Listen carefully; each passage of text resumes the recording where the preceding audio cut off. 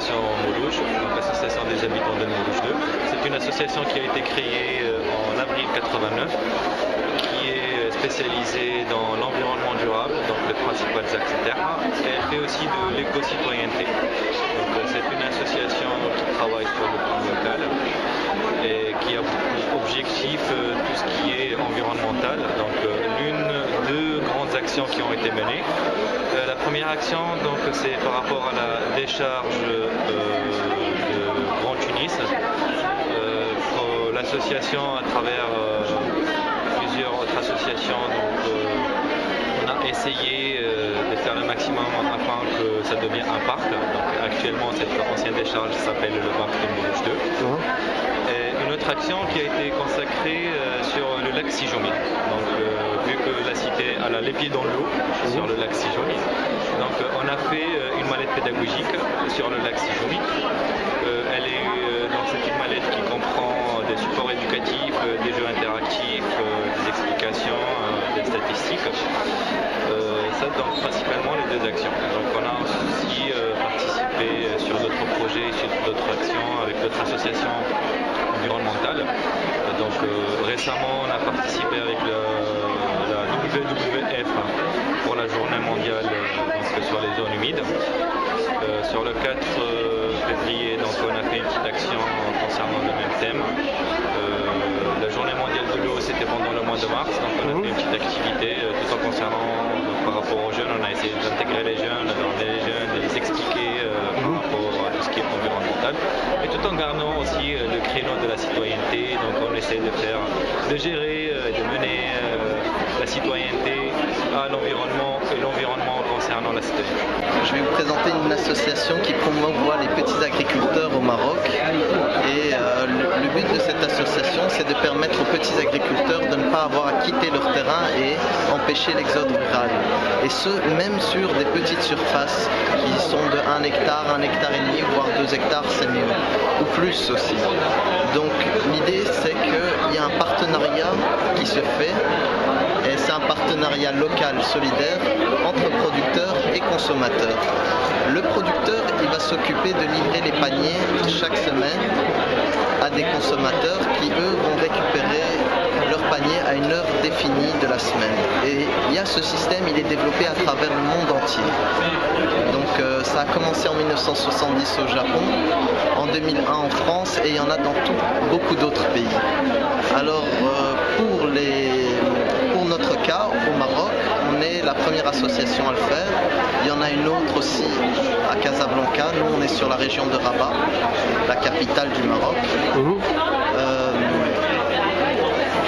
Le but, c'est de produire bio et donc de préserver aussi l'environnement grâce à des techniques de culture agroécologique. Il faut préserver l'eau en installant le goutte à goutte, utiliser le moins d'intrants possible qui soient extérieurs, des agents chimiques, même des traitements bio, mais le minimum possible. Forcément, c'est des traitements bio, mais le minimum possible. Pour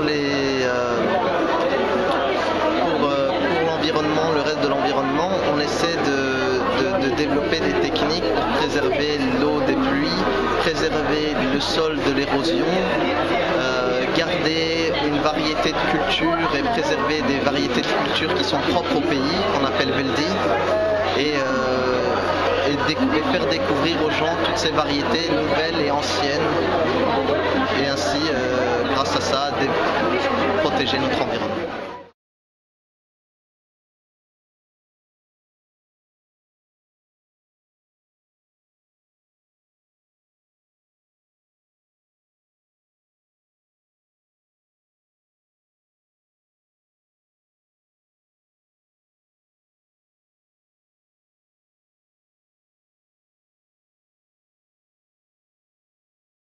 Alors, le GDA de Sidi-Omar, c'est une organisation qui s'occupe de la préservation et de la valorisation d'un site naturel à travers toute une série d'activités qui ont rapport avec l'écologie.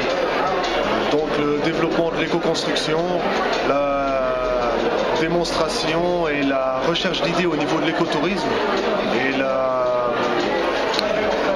travail au niveau des forêts, au niveau gestion intelligente des forêts et des espaces naturels.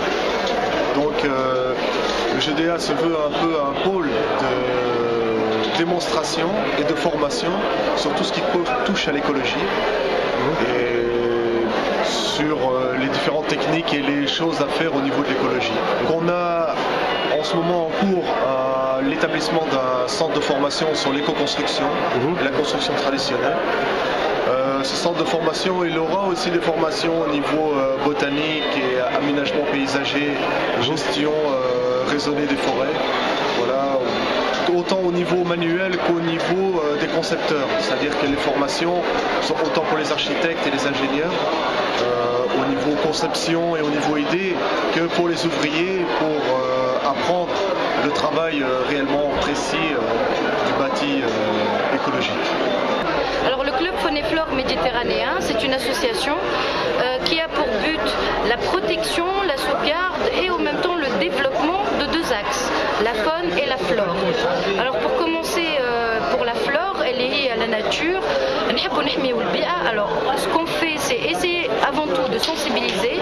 On sensibilise donc les gens à l'importance de l'environnement en plantant des arbres, en protégeant les forêts, en protégeant toutes les espèces de la flore qui est en voie de disparition et en même temps en élaborant des projets de sauvegarde et de développement de tout ce qui est donc flore. Et pour l'axe faune, elle est liée à la protection des animaux en voie de disparition, surtout les ânes, qui est l'animal domestique qui est en voie de disparition dans le monde et personne ne s'en aperçoit et personne ne réagit. Tout le monde croit que les ânes sont partout, c'est pas vrai, les ânes sont en train de disparaître. Et ensuite le slougi qui est un chien 100% tunisien et qui est en train de disparaître et qu'on a jusqu'à aujourd'hui, si ce n'est que les efforts du club d'avoir des statistiques, aucune statistique n'a été faite par rapport à la race qui est 100% tunisienne et liée à slougi. Donc les objectifs du club sont axés sur la faune tunisienne et la flore tunisienne, protection, sauvegarde et développement.